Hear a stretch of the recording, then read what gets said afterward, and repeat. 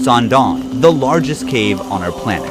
This cave is so massive that it has a completely self-sustained ecosystem with its own climate conditions. Hundreds of meters underground, the clouds you're used to seeing in the sky form inside this cave. Sangdong even has an untouched prehistoric rainforest hidden far below the surface, and a vast underground river. From transparent fish to colorful monkeys, over 250 endemic plant and animal species live in this underground world. 7 new animal species were recently discovered here and are unique to this place. Stretching 9 kilometers in length, this cave holds 38.5 million cubic meters of space, and its passages are so enormous that a 40-story skyscraper could fit inside, and its giant stalagmites are rising like towers of ancient cities. Walking inside, it's impossible not to feel as small as a tiny bug. Can a rock move on its own? Sangdong even contains phytokarst rocks, which move towards the sun like semi-living organisms. Rare cave pearls and many other unique formations are also found here.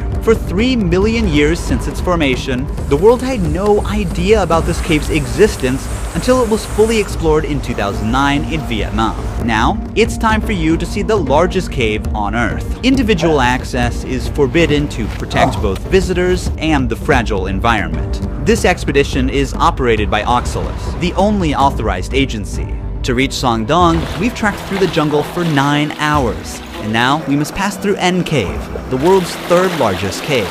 This cave serves as a gateway to the world's largest cave. It's crucial to be fully prepared for every possibility. So before setting out on this journey, we did deep online research about Sangdong and its surrounding area to learn about everything that we would need to know. Now, we're heading towards the beach inside the cave. Over the centuries, water from nearby rivers gradually carved this place. The ceiling is 145 meters high, and the cave is 200 meters wide. During the flooding season, much of this empty space is submerged underwater. You can understand from the basket over there, the water levels rise so much that it can carry objects up to that level. With a breathtaking lake in front of us, it was impossible not to take a quick dip. At dusk, the sound of swift birds echoes in the cave. Because of their short and weak legs, these birds can't take off from the ground and must jump from a high place to fly. If they are trapped on the ground, it means death is certain for these birds. This one was unlucky and waited to die. At sunrise, we're ready for the journey to Sangdong. If we call this cave a neighborhood, then Sangdong is a massive city in comparison. We will move to the darkness now. I can't help but wonder what awaits us in Sangdong. As we walk, dozens of crickets on the ground start jumping from side to side.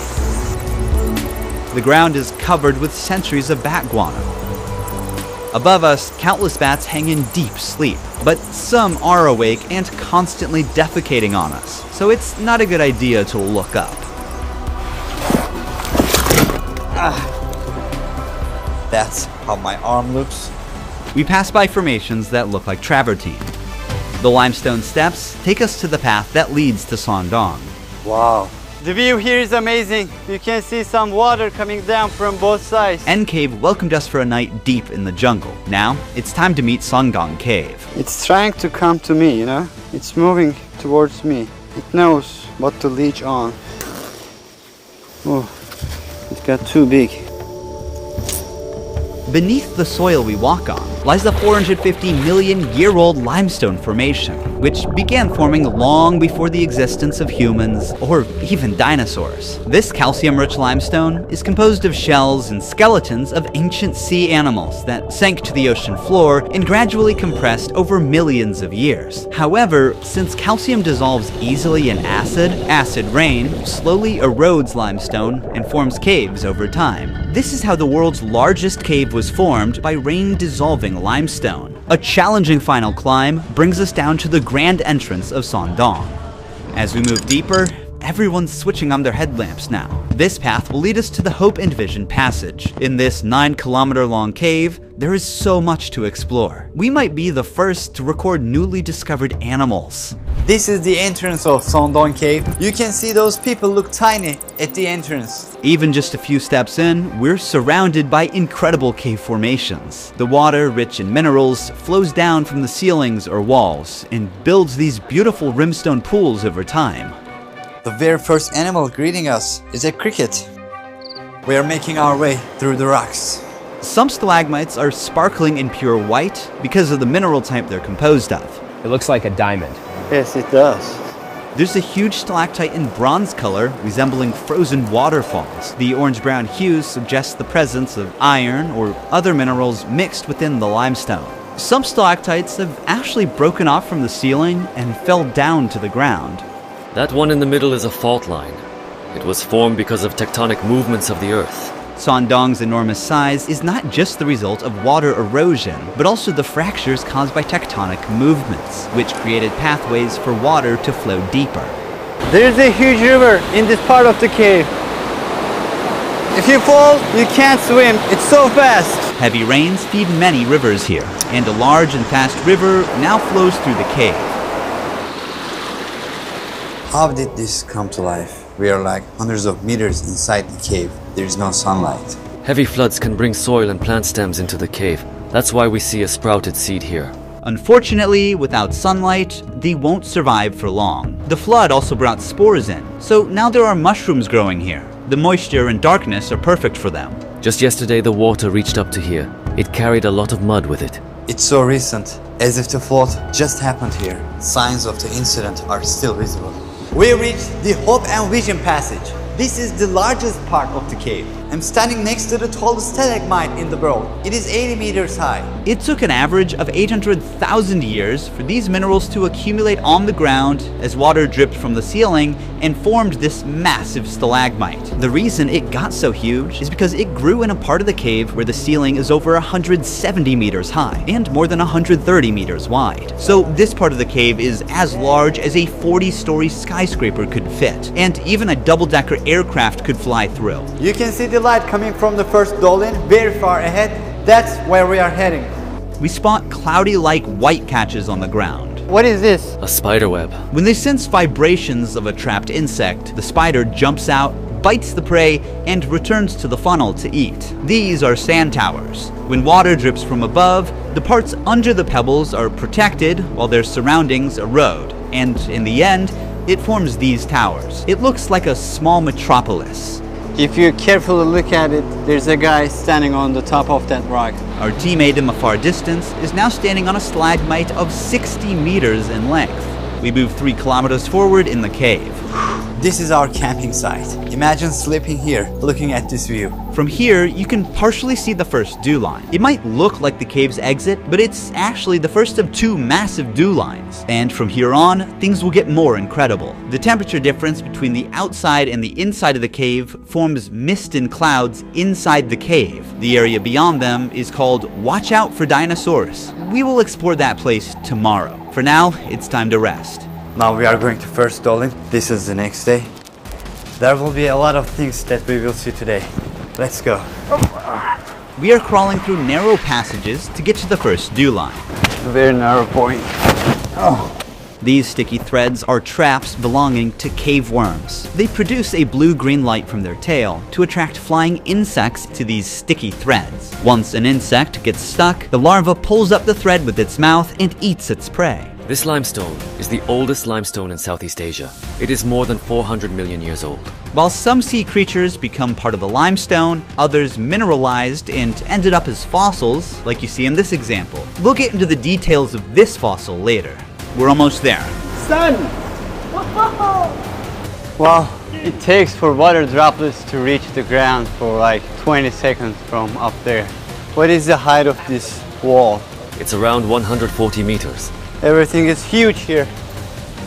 When you look up, you can see the trees of the rainforest surrounding the opening. But right now, we are meters below and still inside the cave. The reason why this hole exists is that hundreds of thousands of years ago, the river flowing inside Sondong eroded the limestone and weakened the roof. The roof couldn't hold up and collapsed, creating this giant hole above. So the light gave life to these algae and mosses. In the afternoon, we'll go to Dolin number 2.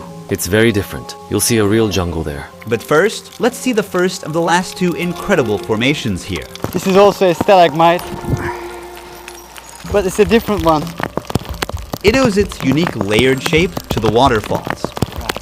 These are phytokarst formations. They are rare limestone formations shaped by the growth of algae, mosses, and microorganisms together with calcium carbonate. Since both biological and geological processes shaped them, they're like partly a living and partly non-living. Here you can see the phytokarst formations moving toward the sun like a hand extending from the cave. Climbing 1 kilometer down and up in the dark, we finally reached our next destination. This is the second dolmen, much bigger than the first one. This looks amazing. All of a sudden, we are in a forest, in a cave. Look here, they're so dense. The roof of the cave at this point collapsed as a result of the intersection of two main faults, forming a dew line on the surface 252 meters above where we are. The collapsed cave roof allowed sunlight to enter, giving rise to an entirely new ecosystem. Despite extreme conditions, plants and animals have managed to adapt and turn this place into a unique underground rainforest. As we move forward towards the light, the height of the plants grow. The soil makes it perfect to form a rainforest. A large portion of the soil here consists of bat guano. It is accumulated for millions of years and is highly fertile. The soil here is deep and full of small holes. There is an insect in each hole, and the insects are making traps in these holes to catch animals. This jungle is huge. The biologists have found more than 200 species of plants and almost 60 species of animals living in this area. There are some monkeys on trees. This might be the only cave where monkeys live. Most primates typically prefer trees as their habitat, and cave environments are not suitable for them. However, this extraordinary cave has become a new living space for certain species. We came across a centipede, and snakes are living in this forest as well. Sound of this forest is calming. Even the explorers who first came here in 2009 thought they'd found the exit for a moment. Remember that we are in a cave. This cave has its own rainforest. All of these trees get thinner but taller to reach the sunlight coming from above. That's why all of them are very thin, but very tall compared to their width. Certain trees reach heights of 40 to 50 meters. It's because the trees prioritize height to maximize sunlight absorption. This is the remains of a snail. Monkeys catch these snails and break them with stones, then eat them. As we move through the cave, we start coming across signs red-shinned dukes have left behind. Look, so many snails. Most of them are broken and probably eaten by a monkey. We kind of forget we're in the cave because it's so massive. This is where we are going to camp tonight. It's our fourth and final day in the cave. Today, we navigate through a water-filled passage before reaching the Great Wall of Vietnam. The stalagmites here look fascinating, almost like the work of a sculptor. A pool of water surrounds this column and fish are swimming in it. These fish have no eyes as they have adapted to live in this total darkness. Instead, their other senses got stronger over time. See how it doesn't give any reaction to the shadow of my hand or the movement? It doesn't see anything. Like the fish, this cricket is completely blind. It doesn't see me.